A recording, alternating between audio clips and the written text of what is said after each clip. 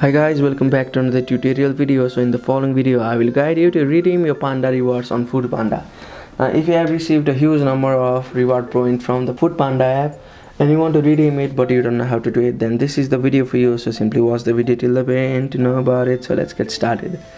Now to reward point on Food Panda, you need to simply install the Food Panda app on a device, and after that you need to open the Food Panda app. So simply open the Food Panda app and make sure that you are logged into your account.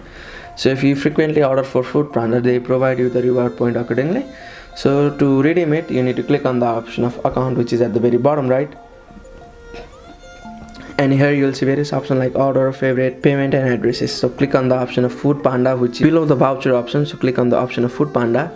So here I don't have any point. Now you may select the point accordingly. So as you can see, there is the voucher of 20 points like this, or 20 badges. So if you click on it, and you may simply collect the items from here. So if you want to collect the badge, click on the option of see all under the badge, and you may complete the stamp cards to on the badge, and you may simply redeem the points from here. So that's it. Thank you for watching the video. That's how you can redeem Panda reward points on Food Panda. Hope this video was helpful. Thank you for watching the video.